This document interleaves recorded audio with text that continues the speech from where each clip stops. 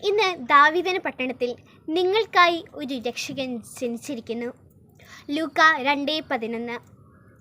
പ്രിയ സഹോദരങ്ങളെ, സഹോദരിമാരെ, നമ്മുടെ കർത്താവായ യേശുക്രിസ്തുവിൻ്റെ നാമത്തിൽ എല്ലാവർക്കും സ്നേഹവും സമാധാനവും നിറഞ്ഞ ക്രിസ്തുമസ് ആശംസകൾ.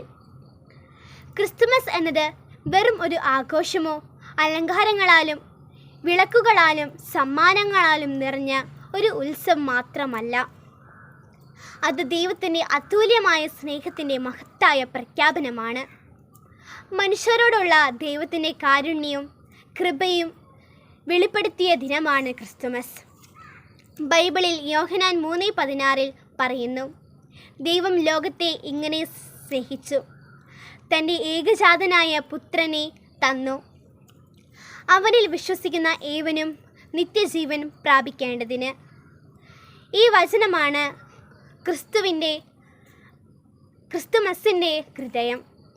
സ്വർഗത്തിലെ മഹത്വം വിട്ട് ഒരു ചെറിയ പുൽത്തൊഴുത്തിൽ ഒരു ശിശുവായി ജീവിക്കാൻ ദൈവപുത്രൻ തയ്യാറായി. രാജാവായല്ല, ദരിദ്രനായ ഒരു കുഞ്ഞായി മനുഷ്യരുടെ ഇടയിൽ വസിക്കാൻ.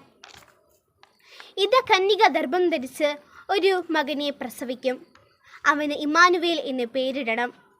മത്തായി 1:23 പറയുന്നു. ഇമ്മാനുവേൽ എന്നത് ദൈവം നമ്മോട് കൂടെ എന്നാണ് അർത്ഥം. ക്രിസ്തുമസ് നമ്മെ ഓർമ്മിപ്പിക്കുന്നത് നാം ഒറ്റയ്ക്കല്ല, നമ്മുടെ വേദനകളിലും കണ്ണീരിലും ദൈവം നമ്മോട് കൂടെയുണ്ട്. യേശുവിൻ്റെ ജനനം ലോകചരിത്രത്തെ തന്നെ മാറ്റിമറിച്ച സംഭവമാണ്. ഇരുട്ടിലായിരുന്ന മനുഷ്യ ജീവിതത്തിലേക്ക് വെളിച്ചമായി യേശു വന്നു.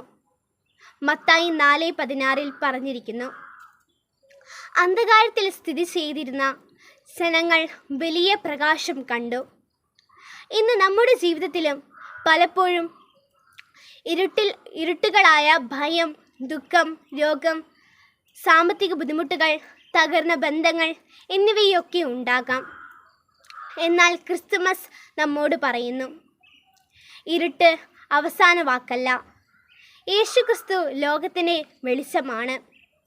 യോഹന്നാൻ 8:12 പറയുന്നു, ഞാൻ ലോകത്തിൻ്റെ പ്രകാശമാണ്, ഇനി അനുഗമിക്കുന്നവൻ ഒരിക്കലും അന്ധകാരത്തിൽ നടക്കുകയില്ല. പ്രിയമുള്ളവരെ, യേശു സമാധാനത്തിൻ്റെ രാജാവാണ്. ഇന്ന് ലോകം യുദ്ധങ്ങളിലും വൈരാഗ്യങ്ങളും അശാന്തിയും നിറഞ്ഞിരിക്കുമ്പോൾ യഥാർത്ഥ സമാധാനം നൽകാൻ കഴിയുന്നത് യേശുവിന് മാത്രമാണ്. ദൂതൻ പ്രഖ്യാപിച്ച മഹത്തായ സന്ദേശം ഓർക്കുക. അത്യുന്നതകളിൽ ദൈവത്തിന് മഹത്വം, ഭൂമിയിൽ ദൈവകൃപ നിറഞ്ഞവർക്ക് സമാധാനം. ലൂക്ക 2:14 പറഞ്ഞിരിക്കുന്നു. ക്രിസ്തുമസ് നമ്മെ വിളിച്ചറിയിക്കുന്നത് സമാധാനം അനുഭവിക്കാനും അത് മറ്റുള്ളവരിലേക്ക് പകരുവാനുമാണ്. ക്ഷമിക്കാൻ, സ്നേഹിക്കാൻ, പങ്കിടാൻ, കരുണ കാണിക്കാൻ ക്രിസ്തുമസ് നമ്മെ പഠിപ്പിക്കുന്നു. യേശു പറഞ്ഞു, ഞാൻ നിങ്ങൾക്ക് ഒരു പുതിയ കൽപ്പന നൽകുന്നു, നിങ്ങൾ പരസ്പരം സ്നേഹിക്കുവിൻ. യോഹന്നാൻ 13:34. നമ്മുടെ ക്രിസ്തുമസ് ആഘോഷങ്ങൾ യാഥാർത്ഥ്യമാകുന്നത് ഈ സ്നേഹം പ്രാവർത്തികമാകുമ്പോഴാണ്. ഒറ്റപ്പെട്ടവരെ ഓർക്കുമ്പോൾ, ദുഃഖിതരെ ആശ്വസിപ്പിക്കുമ്പോൾ, ദരിദ്രരുടെ ആയിരിക്കുമ്പോൾ ആണ്. ക്രിസ്തുമസ് ഒരു ദിവസത്തെ സന്തോഷമല്ല, അത് ഒരു ജീവിത ശൈലിയാണ്. ക്രിസ്തുവിനെ നമ്മുടെ ഹൃദയങ്ങളിൽ സ്വീകരിക്കുന്നതിലാണ് ക്രിസ്തുമസിൻ്റെ പൂർണ്ണത.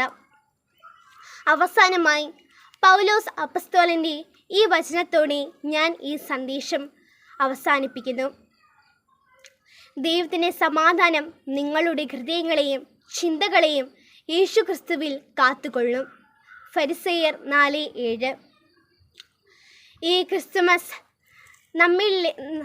ക്രിസ്തുമസ് നമുക്ക് പുതു ആശയവും പുതുശക്തിയും പുതുജീവിതവും കൊണ്ടുവരട്ടെ. കർത്താവായ യേശുക്രിസ്തുവിൻ്റെ നാമത്തിൽ ഏവർക്കും എൻ്റെ സ്നേഹം നിറഞ്ഞ ക്രിസ്തുമസ് ആശംസകൾ.